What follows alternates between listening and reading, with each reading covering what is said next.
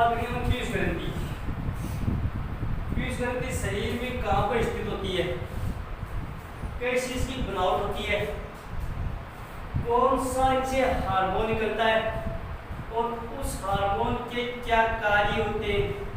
अगर यह ग्रंथि ज्यादा सक्रिय हो गई और इस ग्रंथि से स्रावित होने वाले हार्मोन की मात्रा शरीर में अधिक हो गई तो शरीर में क्या प्रभाव पड़ेगा।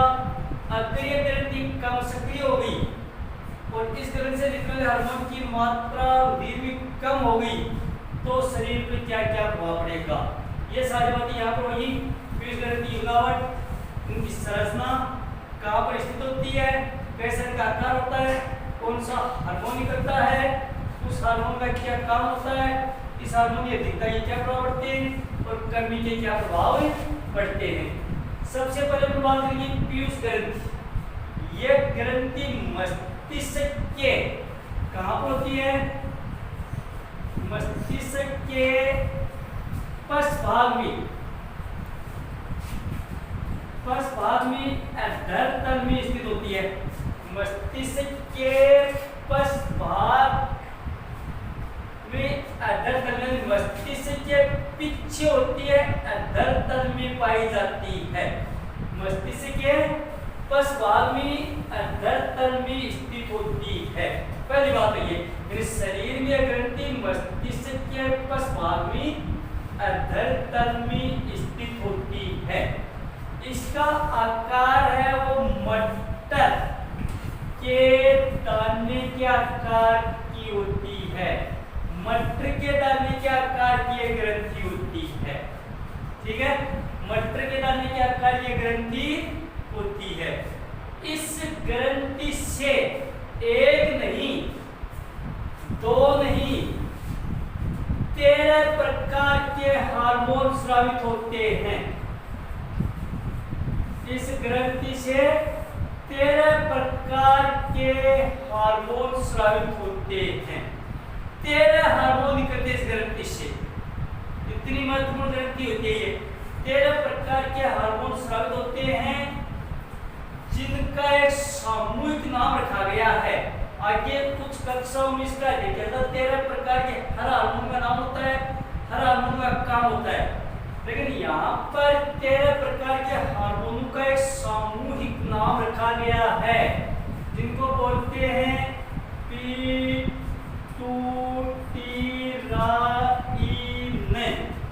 पीटूटिराइन हार्मोन। 13 प्रकार के हार्मोन को सामूहिक रूप से पीटूटिराइन हार्मोन कहते हैं।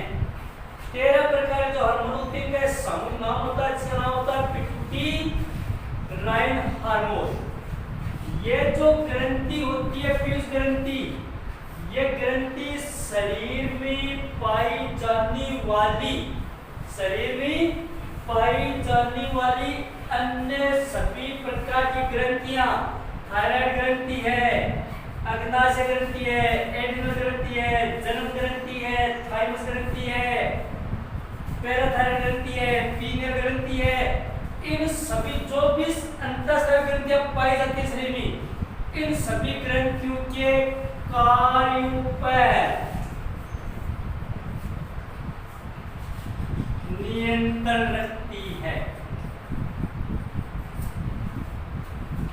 यानी पीयूष ग्रंथि शरीर में पाई जाने वाली अन्य सभी प्रकार की अंतःस्रावी ग्रंथियों के कार्यों पर नियंत्रण रखती है। सारे के सारे ग्रंथियों पर नियंत्रण यह ग्रंथि करती है। इसका मतलब इस ग्रंथि जिस तरह से स्कूल में छात्रों पर, अध्यापकों पर प्रिंसिपल नियंत्रण करता है, इसी प्रकार से और जो नियंत्रण करता है इसको अपन हेडमास्टर या प्रिंसिपल बोलते हैं। सब पर नियंत्रण करता हेड होता है सबका, उसको हेडमास्टर या प्रिंसिपल बोला जाता है। तो यहाँ पर यह ग्रंथि भी अन्य सभी प्रकार के ग्रंथियों के कार्यों पर नियंत्रण करती है। इसलिए पीयूष ग्रंथि को भी मास्टर ग्रंथि कहा जाता है। मास्टर ग्रंथि कहा जाता है। पीयूष ग्रंथि को मास्टर ग्रंथि कहा जाता है। क्यों कहा जाता है मास्टर ग्रंथि? क्योंकि शरीर में पाई जाने वाली अन्य सभी अंतःस्रावी ग्रंथियों के कार्यों पर नियंत्रण करती है, इसलिए पीयूष ग्रंथि को मास्टर ग्रंथि कहा जाता है। इस ग्रंथि के दो भाग होते हैं। ये पीयूष ग्रंथि दो भागों में बटी हुई होती है, दो भागों में बटी हुई होती है। एक भाग को बोलते हैं एडिनोहाइपोफाइसिस, एक भाग को बोलते हैं एडिनोहाइपोफाइसिस, और दूसरे भाग को बोलते हैं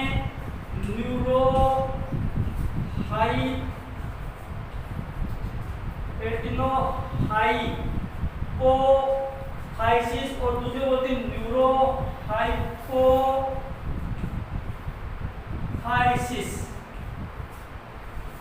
तो दो भागों में बटी होती है पीयूष ग्रंथि, एक को बोलते हैं एडिनोहाइपोफाइसिस भाग और एक को बोलते हैं न्यूरोहाइपोफाइसिस भाग। अगर पीयूष ग्रंथि अधिक सक्रिय हो, इसका मुख्य जो कार्य होता है पीयूष ग्रंथि का, पीयूष ग्रंथि का जो मुख्य कार्य होता है वो होता है शारीरिक वृद्धि पर नियंत्रण करना। इसका जो मुख्य कार्य होता है वो होता है शारीरिक वृद्धि पर नियंत्रण करना। शरीर की वृद्धि पर नियंत्रण पीयूष ग्रंथि ही रखती है। अन्य सभी कार्यों पर भी नियंत्रण रखती है और शारीरिक वृद्धि पर भी यह ग्रंथि नियंत्रण रखती है। अगर यह ग्रंथि अधिक सक्रिय हो गई तो शारीरिक वृद्धि है वो तीव्र गति से होगी, शरीर की वृद्धि अनियंत्रित हो जाएगी, तीव्र गति से होगी, तथा व्यक्ति की लंबाई है वो 2 से 2.5 मीटर, 2 से 2.5 मीटर तक हो जाएगी, तथा व्यक्ति देखने में दानव के आकार का दिखाई देगा, दानव कार दिखाई देगा, दानव के आकार का दिखाई देगा, काफी लंबा थोड़ा दिखाई देगा, क्योंकि 2.5 मीटर तक लंबाई होती है तो काफी लंबा थोड़ा दिखाई देता है। अगर यह ग्रंथि कम सक्रिय होती है, कम सक्रिय होगी तो शारीरिक वृद्धि है वो मंद गति से होती है, शारीरिक वृद्धि मंद गति से होगी, तथा व्यक्ति की लंबाई 2 से 2.5 फीट के मध्य रह जाएगी, 2 से 2.5 फीट के मध्य रह जाएगी, तथा व्यक्ति देखने में कैसा दिखाई देगा, पूर्णा दिखाई देगा। ये बात होती है पीयूष ग्रंथि। आगे थोड़ी सी बात और होती है अपने स्तर तक की, ये बात है क्या ये ग्रंथि मस्तिष्क के पश्च भाग के अधोतल में स्थित होती है, मटर के दाने के आकार की होती है। इस ग्रंथि से 13 प्रकार के हार्मोन स्रावित होते हैं, जिनको सामान्य रूप से पिट्यूटराइन हार्मोन कहा जाता है। यह ग्रंथि शरीर में पाई जाने वाली अन्य सभी अंतःस्रावी ग्रंथियों के कार्यों पर नियंत्रण करती है, इसलिए इस ग्रंथि को मास्टर ग्रंथि कहा जाता है। इस ग्रंथि के 2 भाग होते हैं, जिन्हें क्रमशः एडिनोहाइपोफाइसिस और न्यूरोहाइपोफाइसिस कहा जाता है। इस ग्रंथि का मुख्य कार्य शारीरिक वृद्धि पर नियंत्रण करना होता है।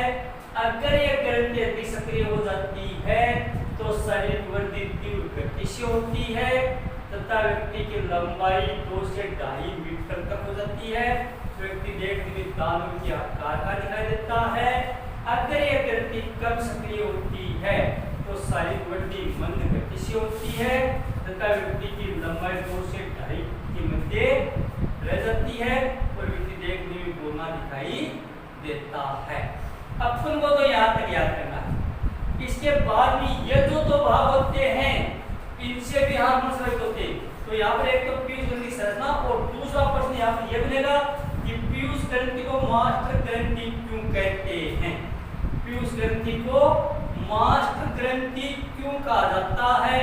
अपन बोल देंगे क्योंकि पीयूष ग्रंथि शरीर में पाई जाने वाली अन्य सभी अंतःस्रावी ग्रंथियों के कार्यों पर नियंत्रण करती है, इसलिए पीयूष ग्रंथि को मास्टर ग्रंथि कहा जाता है।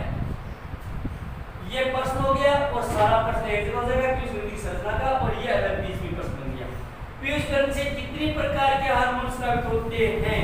13 प्रकार के हार्मोन स्रावित होते हैं। अगला प्रश्न छोटा ये बनेगा कि पीयूष ग्रंथि से स्रावित होने वाले हार्मोनों के नाम लिखिए, तो हम बता देंगे कि पीयूष ग्रंथि से स्रावित होने वाले हार्मोनों को सामूहिक रूप से पिट्यूटराइन हार्मोन कहा जाता है। पिट्यूटराइन हार्मोन का मुख्य कार्य क्या होता है? वो काम शारीरिक वृद्धि पर नियंत्रण करना। अगर पिट्यूटराइन हार्मोन की मात्रा ज्यादा हो जाएगी तो शारीरिक वृद्धि तीव्र गति से होगी, कम हो जाएगी तो शारीरिक वृद्धि मंद गति से होगी। तो अगर इसकी संरचना पूरी याद करेंगे तो सारे प्रश्न आ जाएंगे अंदर वाले। कौन सा हार्मोन स्रावित होता है, सामूहिक नाम से क्या होता है, क्या इसका काम होता है, मास्टर ग्रंथि क्यों कहते हैं, सारे प्रश्न आ जाएंगे, अगले 5 साल आगे याद हो जाएंगे। इसके बाद भी ये जो दो भाग होते हैं इनसे भी अलग अलग हार्मोन स्रावित होते हैं, एडिनोहाइपोफाइसिस और न्यूरोहाइपोफाइसिस। यानी इसी पीयूष ग्रंथि से एक हार्मोन स्रावित होता है जिसका नाम होता है वेसोप्रोसिन।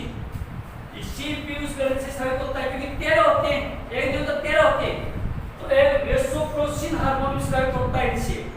जो मुख्य हार्मोन होता है इनके द्वारा स्रावित वेसोप्रोसिन। वेसोप्रोसिन हार्मोन स्रावित होता है। इस वेसोप्रोसिन हार्मोन का जो मुख्य काम होता है वो होता है जब बच्चे का जन्म होता है, प्रसव का समय आता है, माता जब बच्चे को जन्म देती है तो प्रसव के समय माता की जो श्रोणी मेखला होती है,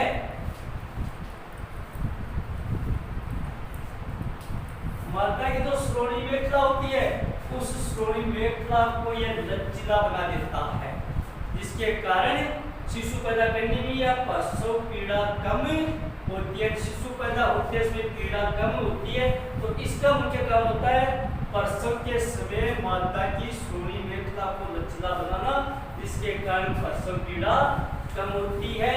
एक तो यह हार्मोन होता है। दूसरा जो हार्मोन होता है वो ऑक्सीटोसिन हार्मोन इसी के द्वारा स्रावित होता है। ऑक्सीटोसिन हार्मोन भी इसी के द्वारा स्रावित होता है। ऑक्सीटोसिन हार्मोन का मुख्य कार्य होता है दुग्ध ग्रंथियों को उत्तेजित करना। दुग्ध ग्रंथि को उत्तेजित करना, शिशु पैदा होने के बाद ये ऑक्सीटोसिन हार्मोन स्रावित होगा और ये माता की दुग्ध ग्रंथि को उत्तेजित करेगा, जिसके कारण दुग्ध ग्रंथि से दुग्ध स्रावित होगा।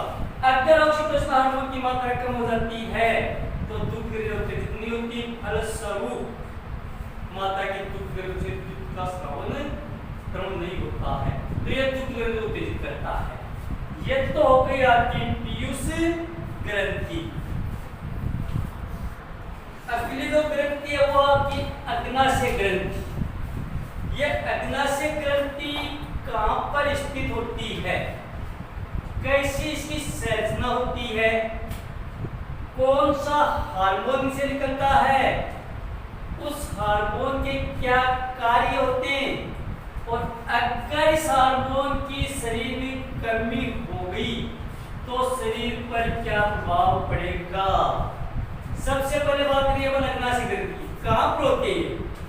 अग्नाशय ग्रंथि जब आहार नाल का वर्णन करेंगे, अपन पाचन तंत्र पढ़ेंगे तो भी अग्नाशय ग्रंथि का नाम आएगा।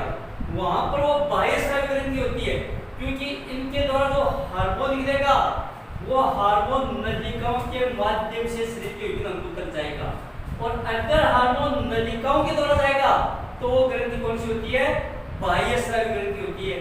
यहाँ पर अंतःस्रावी तंत्र के अंतर्गत देखकर इसका अपन बाह्य स्रावी बात नहीं करिए। यहाँ पर अंतःस्रावी ग्रंथि या अंतःस्रावी तंत्र के अंतर्गत इसका वर्णन हो रहा है, तो यहाँ पर अपन बात ये करेंगे कि इस ग्रंथि से जो भी हार्मोन स्रावित होता है वो संबंधित अंगों तक पहुंचाने के लिए कोई नलिका नहीं पाई जाती है, नलिका विहीन होती है। तो अपन बात करिए ये एक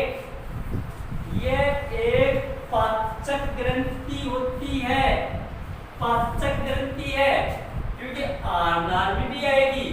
ये पाचक ग्रंथि है और इनसे एक पाचक रस निकलता है। यह एक पाचक ग्रंथि है, यह पाचक ग्रंथि होती है और इनसे पाचक रस निकलता है, पाचक रस। इनसे पाचक रस निकलता है, पाचक रस निकलता है जो भोजन पचाने के काम आता है।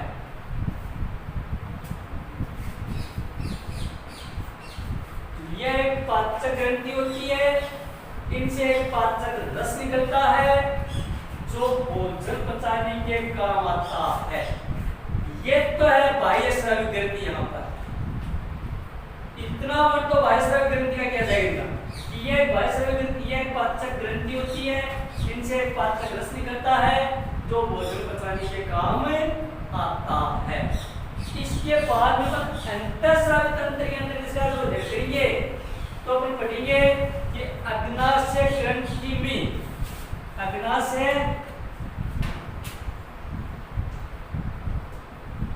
ग्रंथि में कुछ विशेष प्रकार की कोशिकाएं पाई जाती हैं। अग्नाशय ग्रंथि में कुछ विशेष प्रकार की कोशिकाएं पाई जाती हैं जिन्हें लेंगर हेंस डीप कहते हैं। जिन्हें क्या बोलते हैं? लेंगर हेंस डीप कहते हैं। तो अग्नाशय ग्रंथि में कुछ विशेष प्रकार की कोशिकाएं पाई जाती हैं जिन्हें लेंगर हेंस डीप कहते हैं। इन लेंगर हेंस डीप से, इन्हीं लेंगर हेंस डीप से इसलिए लिखी है कि अग्नाशय ग्रंथि में कुछ विशेष प्रकार की कोशिकाएं पाई जाती हैं जिन्हें लेंगर हेंस डीप कहते हैं। इन्हीं लेंगर हेंस डीप से एक विशेष प्रकार का हार्मोन स्रावित होता है, क्योंकि अपन को हार्मोन चाहिए। जब अंतःस्रावी ग्रंथि से एक हार्मोन निकलेगा और उस हार्मोन का काम भी होगा, उस हार्मोन की अधिकता की प्रभाव भी होगी और कमी की प्रभाव भी होगी। तो अग्नाशय ग्रंथि में कुछ विशेष प्रकार की कोशिकाएं पाई जाती हैं जिनको लेंगर हेंस डीप कहते हैं।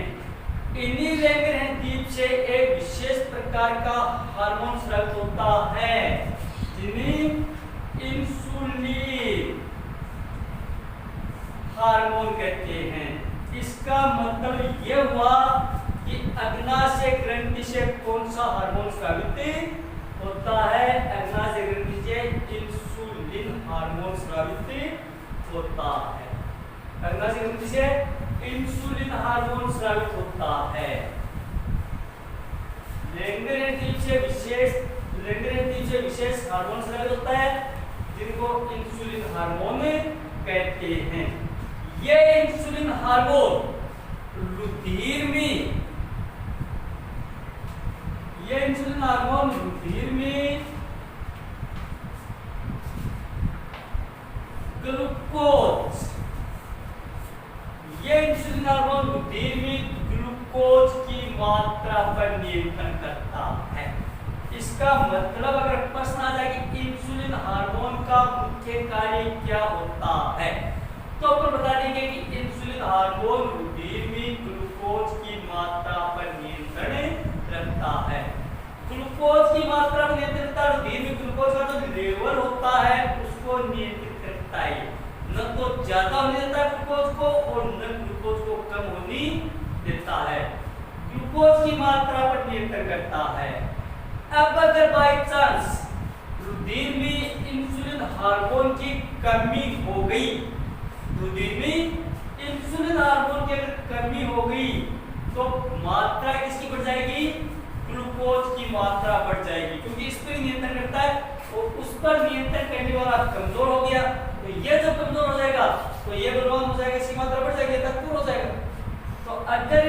हार्मोन की मात्रा रुधिर में कम हो जाएगी तो रुधिर में ग्लूकोज की मात्रा बढ़ जाएगी और ये बढ़ा हुआ ग्लूकोज, जो ग्लूकोज की मात्रा बढ़ गई, शरीर को आवश्यकता है नहीं इतनी ग्लूकोज की, जितनी आवश्यकता होती है ग्लूकोज की शरीर का मिल जाता है, इसके बाद में भी ग्लूकोज ऐड नहीं होगा क्योंकि इंसुलिन हार्मोन की मात्रा घट रही है, कम हो रही है, तो इसकी मात्रा बढ़ती जाएगी। ग्लूकोज की मात्रा जब ज्यादा हो जाएगी रुधिर में तो ये बढ़ा हुआ ग्लूकोज मूत्र के साथ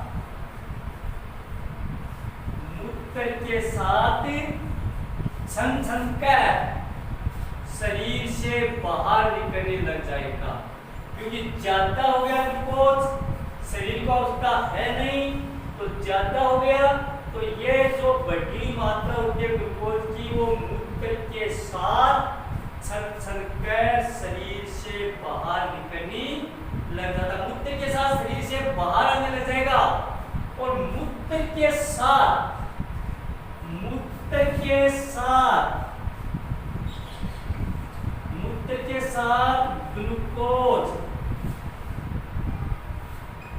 ग्लूकोज का बाहर आना, मूत्र के साथ जब ग्लूकोज शरीर से बाहर निकलने लग जाता है तो मूत्र के साथ ग्लूकोज का शरीर से बाहर आना एक रोग का लक्षण होता है। जैसे मूत्र के साथ ग्लूकोज शरीर से बाहर निकलने लग जाता है, शरीर में एक रोग हो जाता है और उस रोग का नाम होता है, इस रोग का नाम क्या होता है? उस रोग का नाम होता है मधुमेह।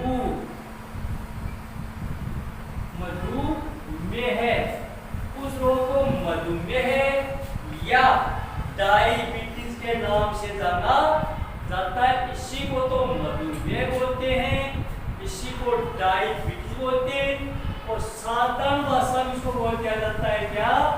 शुगर की बीमारी। तो अब बात यह आ गई कि इन अग्नाशय ग्रंथि शरीर के लिए कितनी महत्वपूर्ण है, इनके द्वारा स्रावित होने वाला हार्मोन शरीर के लिए कितना महत्वपूर्ण है। अगर इस हार्मोन की कमी हो जाती है तो शरीर में रोग हो जाता है, उस रोग का नाम होता है मधुमेह या डायबिटीज।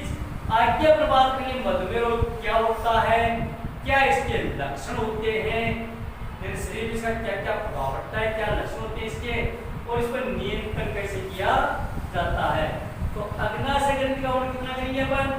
ये एक पाचक ग्रंथि होती है जिससे एक पाचक रस निकलता है जो भोजन पचाने के काम आता है।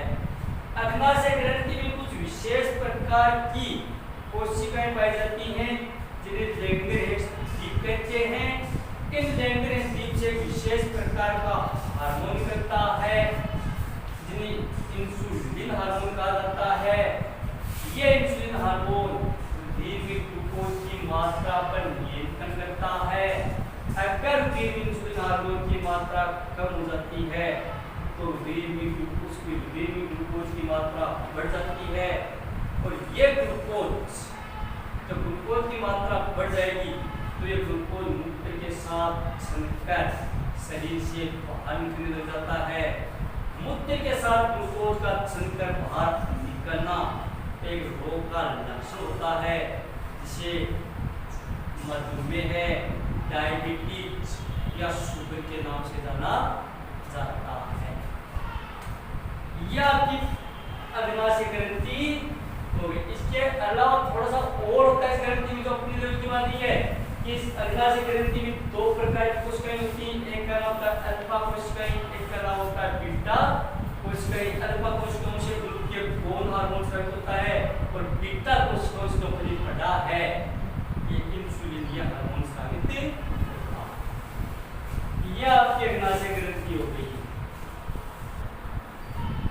आगे बात करेंगे हम कि इंसुलिन हार्मोन की कमी के कारण रोग होता है जिसको मधुमेह रोग बोलते हैं। तो हम बताएंगे कि मधुमेह रोग का कारण क्या है, क्यों होता है मधुमेह रोग, क्या इसके लक्षण होते हैं, कैसे इस पर नियंत्रण किया जाता है। तो सबसे पहले बताएंगे मधुमेह रोग का कारण। तो अभी बढ़ा है कि रुधिर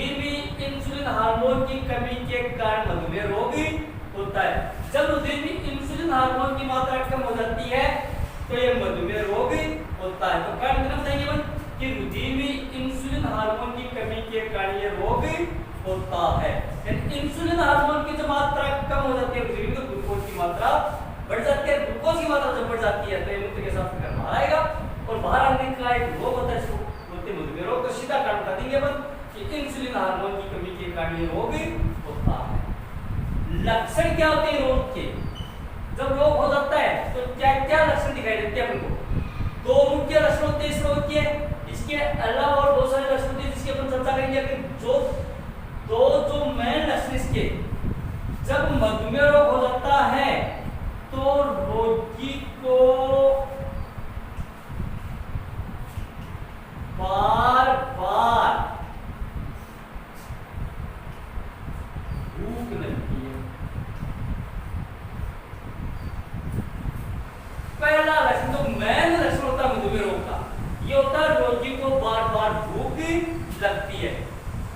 अगर मधुमेह रोग से पीड़ित है तो रोगी को बार बार भूख लगेगी, बार बार खाना लेना पड़ेगा। क्यों लेना पड़ेगा खाना? क्योंकि भोजन ले लिया, एक बार में भरपेट खा नहीं पाएगा।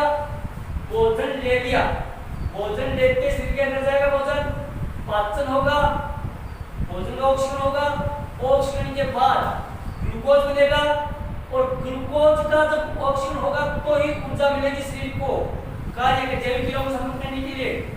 ग्लूकोज का जब ऑक्सीजन होगा तो इस शरीर को ऊर्जा मिलेगी कार्य करने के लिए। ग्लूकोज का जब ऑक्सीजन नहीं होगा ऊर्जा प्राप्त नहीं होगी। तो भोजन का पाचन होगा, पाचन के बाद ग्लूकोज बना और ग्लूकोज का ऑक्सीजन होने से पहले ही ऊर्जा तो बाद में मिलेगी।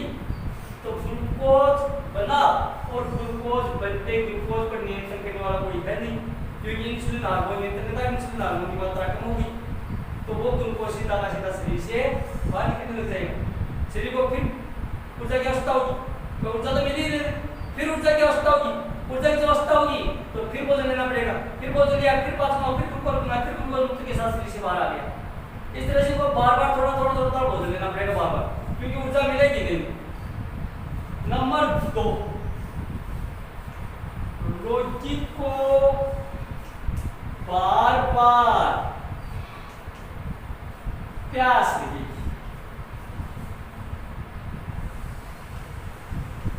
रोगी को बार बार प्यास लगेगी, बार बार भूख लगेगी, रोगी को बार बार प्यास लगेगी।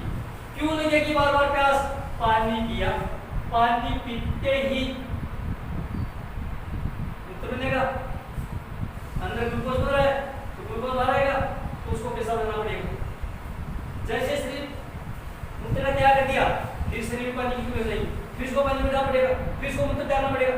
जितना ज्यादा बार मूत्र का त्याग रहेगा उतना शरीर से ग्लूकोज ज्यादा बाहर निकलेगा, इतना ज्यादा बाहर निकलेगा। जितना ज्यादा ग्लूकोज बाहर निकलेगा शरीर से उतनी शरीर फिर कमजोरी महसूस होगी, फिर इसको पानी लेना पड़ेगा, फिर इसको भोजन लेना पड़ेगा।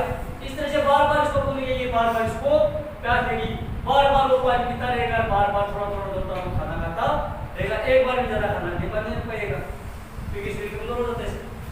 तो ये तो होते हैं इसके मुख्य लक्षण कि रोगी को बार बार भूख लगती है, रोगी को बार बार प्यास लगती है। इसके अलावा जो लक्षण होते हैं इसके, वो क्या होते हैं? रोगी को आलस्य रहता है, रोगी आलस्य से घिरा रहता है, क्योंकि भोजन या ऊर्जा बनी नहीं, ऊर्जा नहीं बनी तो तंदुरुस्त शक्ति मिलेगी कहां से? ऊर्जा से तो शक्ति मिलेगी। जो भोजन दिया वो भोजन तो बाहर आ गया, ऊर्जा मिली तो ऊर्जा नहीं मिलेगी, शरीर कमजोर होगा तो रोगी को आलस्य महसूस होगा। रोगी का जो चेहरा है वो मुरझाया रहेगा, तेज नहीं रहेगा चेहरे पर, चमक नहीं रहेगी चेहरे पर, मुरझा रहेगा क्योंकि ऊर्जा नहीं उसके पास। ऊर्जा तो नहीं रहेगी तो चेहरे का जो तेज है, चमक है वो खत्म हो जाएगी, तो उनका चेहरा वो मुरझाया हुआ रहेगा, चमक नहीं रहेगी चेहरे पर।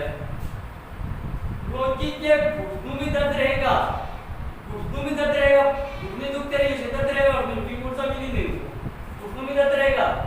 रोगी के सिर में हल्का हल्का दर्द महसूस होगा, चक्कर रहेगा सिर में, और जैसे रोगी बैठ जाता है और थोड़ी देर बैठ के खड़ा होगा तो खड़ा होकर उसको चक्कर आने लगेगा, आंखों के आगे अंधेरा छा जाएगा।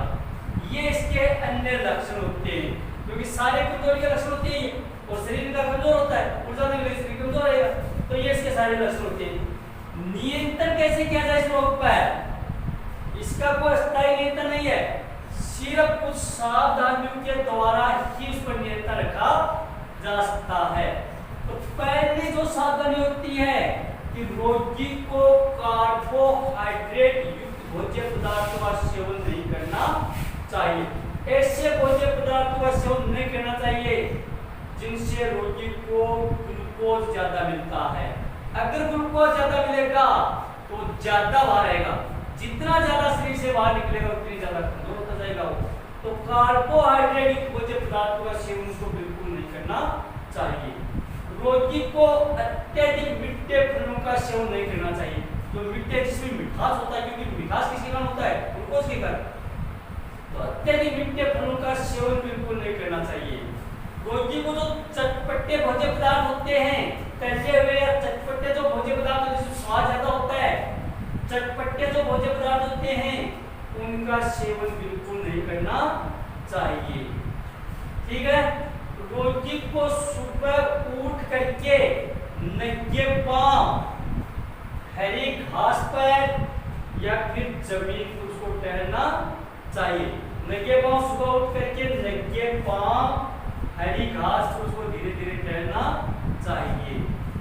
रोगी को हल्की हल्की योग की क्रियाएं करनी चाहिए। अगर हार्ड योग की क्रिया करेगा तो शरीर कमजोर है। हल्की हल्की योग की क्रिया करनी चाहिए उसको, ताकि ग्लूकोज में थोड़ा बहुत नियंत्रण रह सके। इसके बाद भी अगर ग्लूकोज नियंत्रण नहीं हो रहा है तो रोगी को कृत्रिम इंसुलिन हार्मोन के इंजेक्शन लगवानी चाहिए। तो दिन में एक बार कृत्रिम इंसुलिन हार्मोन का इंजेक्शन लगवा लेगा, क्योंकि प्राकृतिक इंसुलिन हार्मोन तो बंद नहीं रहा शरीर में, तो कृत्रिम हार्मोन के इंजेक्शन लगवा लेगा ताकि वो थोड़ा बहुत ग्लूकोज पर नियंत्रण कर सके। ये इसके कारण होता है, ये इसका लक्षण होता है, ये इसका नियंत्रण होता है। तो बता देंगे हम मधुमेह रोग के बारे में कि इंसुलिन हार्मोन की कमी के कारण ये रोग होता है। लक्षण बता दीजिए। रोगी को बार बार भूख लगती है, रोगी को बार बार प्यास लगती है, रोगी के घुटनों में दर्द रहता है, चेहरा मुरझा रहता है, आलसी रहता है, कार्य की क्षमता कम होती है, शरीर में चक्कर रहता है, आंखों के अंधेरा सा रहता है। नियंत्रण के लिए रोगी को कार्बोहाइड्रेट भोज्य पदार्थ का सेवन नहीं करना चाहिए। अत्यधिक मीठे फलों का सेवन नहीं करना चाहिए। हरी घास पर चटपटे भोज्य पदार्थों का सेवन नहीं करना चाहिए। सुबह को उठ करके नंगे पांव हरी घास पर टहलना चाहिए। हल्की हल्की योग की क्रिया करनी चाहिए और कृत्रिम इंसुलिन हार्मोन का इंजेक्शन